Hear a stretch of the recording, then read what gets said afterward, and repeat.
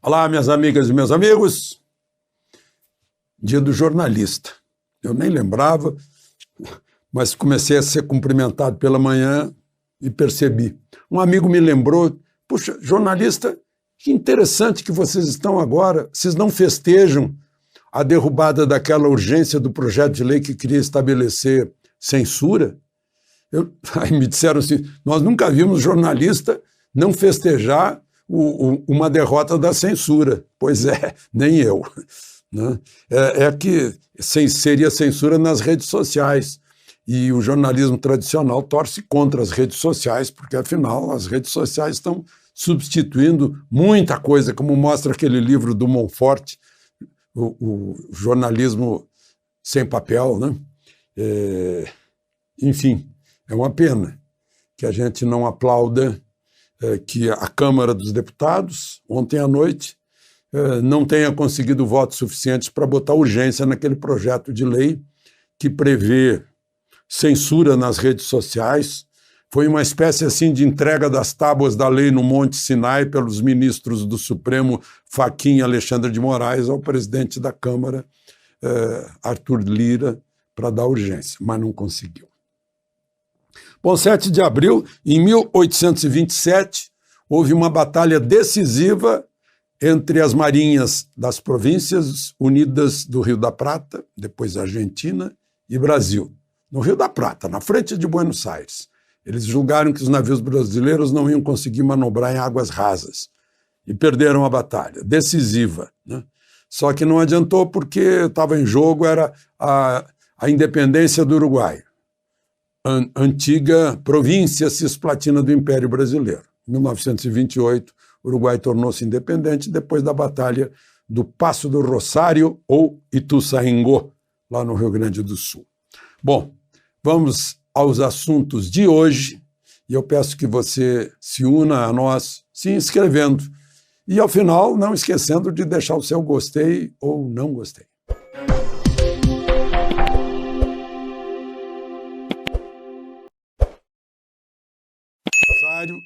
Foi em 2018 que Lula foi preso, com ordem do juiz Sérgio Moro, confirmada pelo Tribunal da Quarta Região logo em seguida, executando sentença. E foi recolhido à Polícia Federal em Curitiba. Ficou 500 e tantos dias preso, depois foi solto assim, numa penada, pelo Supremo, dizendo que o inquérito se enganou de CEP. Não era Curitiba, devia ser São Paulo e Brasília. E todos nós acreditamos nisso. Bom, e o ex-presidente Lula, muito estranho, eu mostrei aqui para vocês, né, ele ontem defendendo o aborto para todas as mulheres que não quisessem ter filhos. Foi muito claro. Hoje ele dá uma entrevista numa emissora do Ceará e diz que ele é contra o aborto. Não sei o que é isso. Né? Eu disse que talvez a psicologia explicasse que ele está... o inconsciente dele está levando a atos falhos porque, no fundo, inconscientemente, ele não quer ser candidato. Mas um amigo me disse, olha, eu acho que talvez não seja caso de psicologia, e sim de psiquiatria, sei lá. Né? Eu não vou entrar nesse mérito aí, né? Mas foi uma coisa muito estranha. Outra coisa ele confirmou, porque vários deputados, ainda hoje de manhã eu estava numa solenidade, vários deputados me falaram, né, que estão se preparando para receber aqueles que Lula incitou, né, para irem à casa deles para incomodarem as mulheres deles e os filhos, que estão se preparando, inclusive na justiça, porque se trata, segundo ele, de crime de incitação à violência. Né? Mas Lula confirmou, disse que não vê nada de mal nisso. Ou seja, como ele disse, 50 sindicalistas, chegou a falar em professores, bancários, metalúrgicos, para casa, para o lar de um deputado, incomodar a mulher dele e os filhos. Outras palavras, o incomodar é sinônimo de assédio moral. Né? Ele disse que não vê nada de mal nisso. Tudo bem, né? É estranho, inclusive, que um candidato esteja cometendo essas declarações. Bom, o ministro Alexandre de Moraes, né, a gente não sabe ainda se saiu ou não saiu tal requerimento do senador Girão lá no Senado.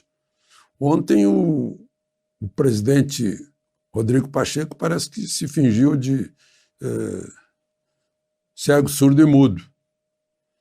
Hoje, até esse momento, não tem notícia de votação até esse momento. Está com 34 assinaturas, o Senado tem 81 senadores, está com 34 assinaturas pedindo para ser ouvido o ministro Alexandre de Moraes sobre esse inquérito do fim do mundo, que não tem pé nem cabeça, não tem base em nada, em princípio de direito, Constituição, nada. É aquilo que eu disse. E repito, parece o inquérito do Galeão, né? Inquérito policial militar lá do Galeão, que foi por conta própria, 1954. Bom, e eu estava dizendo, o ministro Alexandre de Moraes agora deu à Polícia Federal 15 dias para ouvir o deputado Daniel Silveira por resistência à tornozeleira.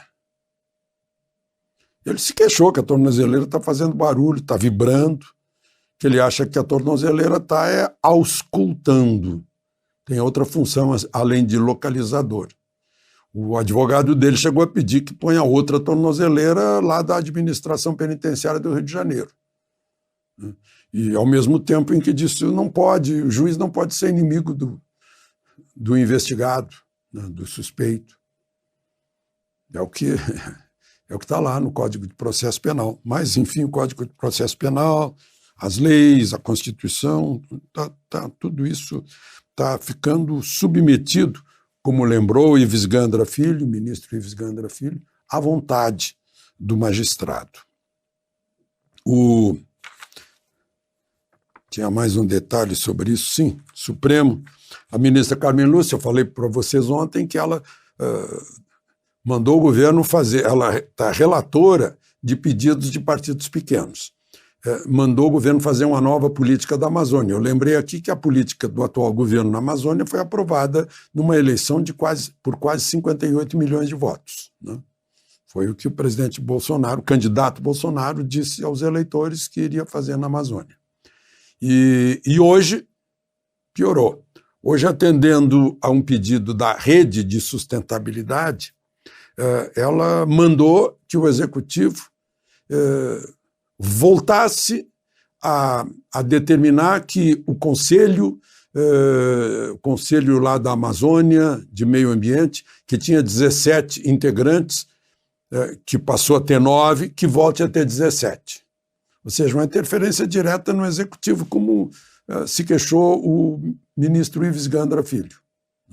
O Supremo, que é um órgão do Judiciário, né? Os 3 poderes são independentes, harmônicos, autônomos, e não devem se meter no outro. Isso é uma questão administrativa do governo. Mas a ministra está dizendo que o presidente tem que voltar a botar 17 no conselho e não 9. Tem um conselhão aí, se paga jeton, passagem, diária, hotel, etc., que também era um absurdo. Tinha umas 80 pessoas, né? Aquelas coisas assim, olha, te boto no conselho. Também foi reduzido.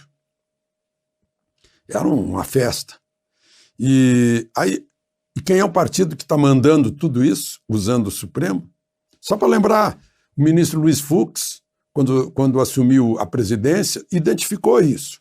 Ele disse que partido sem voto no plenário está usando o Supremo. Isso é muito ruim para o Supremo, né?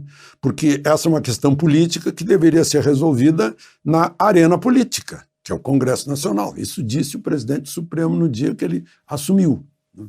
Não adiantou nada. Quem é o partido que está mandando fazer isso? Fazer de novo o conselho lá da Amazônia subir de 9 para 17? Rede.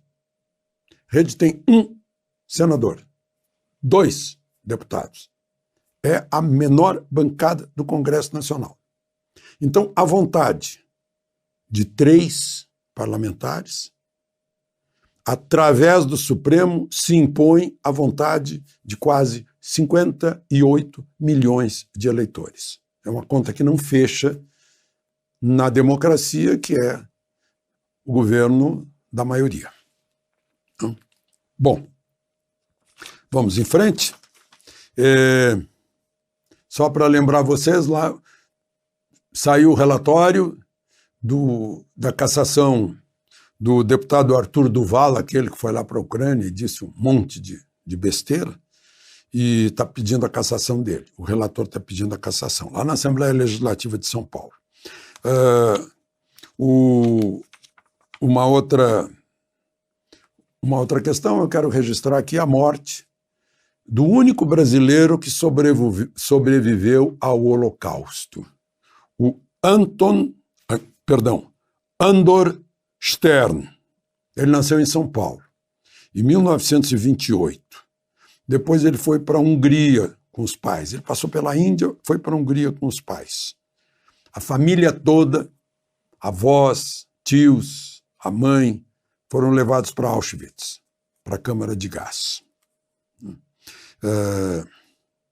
Ele tinha já uns 13, 14 anos. Depois ele foi para campos de concentração de Birkenau, Dachau. Com 17 anos ele foi liberado pelos americanos. Estava com 28 quilos. Com 20 anos ele voltou para o Brasil, casou, fez empresa. A história dessa vida dele, desse brasileiro, testemunha, que morreu hoje em São Paulo, aos 94 anos. Está num livro chamado Uma Estrela na Escuridão. Estrela por 2 motivos. O sobrenome dele, Stern, quer dizer estrela em alemão. E ele tinha que usar a estrela de Davi. E para terminar, um registro ecológico. Salvem as onças do Pantanal.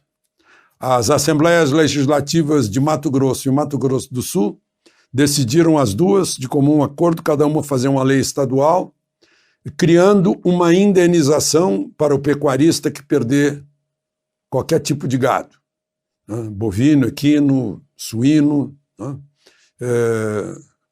morto por onça. Tira foto, faz um relatório, em 20 dias ou 30 dias comunica e o governo estadual indeniza, ou seja, com os impostos dos pagadores de impostos. Para evitar fraude, todo mundo deve estar pensando, vai ter gente que vai abater gado e vai dizer que foi a onça.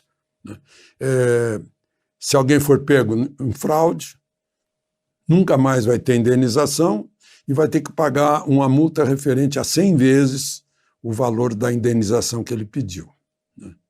É uma tentativa. Eu fiquei impressionado com os números, agora eu não sei como é que se calculam esses números, que haveria no Pantanal, Mato Grosso e Mato Grosso do Sul, 170 mil onças.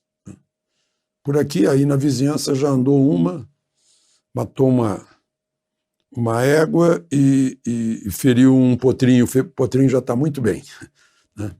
Mas a gente vai invadindo o território delas, né? E aí bate a fome, tem filhote, tem que sustentar. É isso. É o dilema. Nós somos responsáveis, pela natureza. E é parte da nossa vida. Temos que viver em comum acordo com a natureza, porque as forças da natureza são muito maiores que as nossas. De Brasília, Alexandre Garcia.